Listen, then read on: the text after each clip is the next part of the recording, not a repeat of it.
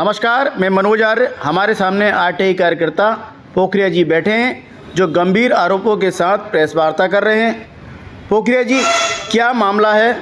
देखिए, वर्ष 2020 में यहाँ के तत्कालीन जिलाधिकारी शविन बंसल के द्वारा उसके द्वारा जो एनजीटी और हाईकोर्ट के आदेश का उल्लंघन करके जो कृषि बाहुल्य क्षेत्र में खनन के जो भंडारण की अनुमति दी थी, तो मैं आरटीआई से जो है जब प्रपत्र प्राप्त किए तो डीएम के द्वारा सबसे पहले चोरगलिया थाने में मेरे विरुद्ध 107-116 की कार्रवाई, उसी 107-16 की कार्रवाई को आधार बना करके उक्त डीएम बंसल के द्वारा मेरा शस्त्र निरस्त कर दिया, जबकि आर्म्स एक्ट का दुरुपयोग ही नहीं मेरे ऊपर। उसके बाद जो है उसके द्वारा जब मैं नहीं रुका यहाँ पर भी, तो मेरी पत्नी के द्वारा हाईकोर्ट में याचिका दायर की गई। तो उक्त डीएम ने फिर मुझ पर जो है हल्द्वानी कोतवाल को आदेश करके, यहाँ के एसडीएम को आदेश करके गुंडा एक्ट की कार्रवाई की।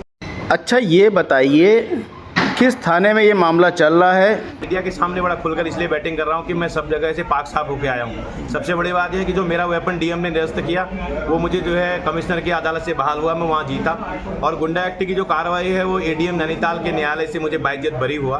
तो इन सारी चीज़ों को मैंने मिश्रण करते हुए तो डीएम के खिलाफ, यानी कि अगर कोई डीएम है तो क्या किसी के राइट्स का हनन कर लेंगे आप? ऐसे तो मुझे कल कोई फांसी भी दे देगा, कोई मुझे मार देगा।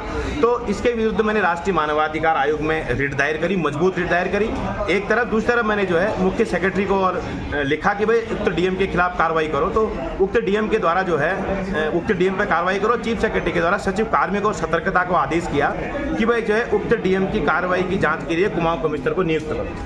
फिलहाल क्या स्टेटस है और आपकी क्या मांग है? देखो, राज्य सरकार के जो भ्रष्टाचार या तमाम सारी चीज़ें हैं, जो जन विरोधी नीतियां हैं इनकी, तमाम सारे जो आज त्राई मची हुई है। सबसे बड़ी बात है कि मैं बाढ़ आपदा को लेके बहुत ज़्यादा वो हूँ, मेरी रुचि भी बाढ़ आपदा में है अपने, क्योंकि मेरा पहाड़ का क्षेत्र है, मेरी यहाँ की भौगोलिक परिस्थिति मुझे पहाड़ की ओर खींचती है।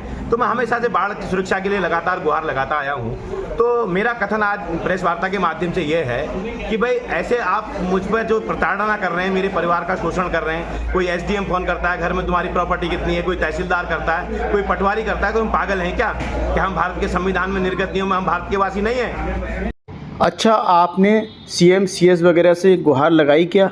3 बार प्रमुख सचिव गृह, डीजीपी, डीआईजी सबको गुहार लगाई। तो उस गुहार का ये परिणाम है कि जो तत्कालीन कोतवाल था, उस कोतवाल के विरुद्ध जो है आयोग ने भी, राज्य मानवाधिकार आयोग ने भी और एसएसपी नैनीताल ने भी जो है आरटीआई से सूचना प्राप्त कराई है और कोर्ट में दाखिल की है कि जो उक्त तत्कालीन कोतवाल संजय कुमार था, जिसने भुवन पोखरिया के विरुद्ध बगैर न्यायिक निर्णयों का अध्ययन करके, विधि में स्थापित नियमों का उल्लंघन करके जो ये कार्य किया है, उसके लिए उनकी जो है बहुत ज़्यादा गलती है और उनके खिलाफ अनुशासनात्मक और दंडात्मक कार्रवाई करने के लिए पुलिस ने ये कार्रवाई कर दी है। ये मेरे पास लिखित आदेश आ चुका है। फिलहाल इसमें नई हेयरिंग होनी है क्या? अब इसमें आपने बिल्कुल सही क्वेश्चन किया।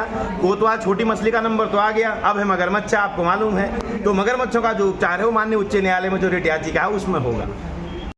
तो सरकार की ओर से इसमें कुछ तैयारी है? सरकार की ओर से तैयारी ये की गई है कि एन केन प्रकारेण भुवन पोखरिया नाम के प्राणी को रोको, नहीं तो ये हमारी लोटियां डुबा देगा और पूरे भ्रष्टाचार की पोल खोल देगा। यहाँ एलआईयू के लोग भी बैठे, इनसे भी कहना चाहता हूँ कि आप भी सरकार तक संदेश पहुँचाइए।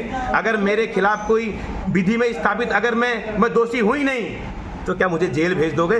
लेकिन आज प्रेस वार्ता के माध्यम से मैं स्पष्ट एलआईयू से भी कहना चाहता हूं, मेरी जान को खतरा है। बहुत बड़े भ्रष्टाचारों का खुलासा होने वाला है। वो यहाँ नहीं, ये खाली बाजार में नहीं होगा, वो माननीय उच्च न्यायालय में होगा। वो विधि का स्थापित नियम है। तो इसलिए कहना चाहता हूँ, मेरी जान की रक्षा की जाए, मेरे परिवार को परेशान न किया जाए। यहाँ का एसडीएम, यहाँ का तहसीलदार, यहाँ के अटवारी पटवारी मेरे पिताजी को फोन करते हैं, तुम्हारे पास प्रॉपर्टी कितनी है? अरे वो रिटायर्ड प्रिंसिपल है भैया, उसको पेंशन मिलती है, उसके बाद क्या संपत्ति है? 1.5 एकड़ जमीन है, बताइए।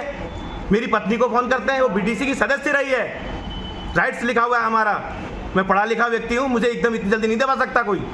पोखरिया जी, आपकी जांच जो इस मामले में चल रही थी, जो शविन बंसल है, इसमें कमिश्नर जो अभी हैं वो भी जांच कर रहे थे। देखिए, बिल्कुल सही क्वेश्चन किया आपने। जो शविन बंसल की जो जांच थी, 4 साल तक कुमाऊं कमिश्नर ने, 2-2.5 साल तक तो श्रीमान दीपक रावत जी ने इसको दबाए रखा। उससे पहले हमारे हयांकी जी थे, वो पहाड़ के आदमी, आपको पता है, टोपधारी, वो भी टाइम काट गए।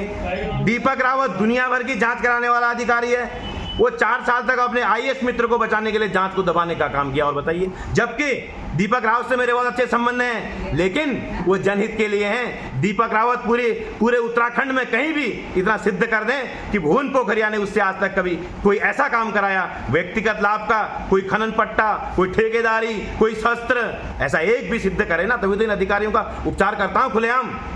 मैं तो 6,000 रुपये मासिक आय है पत्रकार बंधु, 1.5 एकड़ ज़मीन है, कोई प्लॉट नहीं मेरे पास, कोई ज़मीन नहीं, जायदाद नहीं, 3 बच्चे हैं, बड़ी बेटी पढ़ रही है, सब बच्चे पढ़ रहे हैं, बढ़िया है। दूसरा हमारा तो पेशा वृत्ति का भी है, हम तो ब्राह्मण हैं, पूजा पाठ करके अपना कर ले रहे हैं काम, लेकिन मंत्र ऐसा मारेंगे ना, याद कर जाएगी सरकार।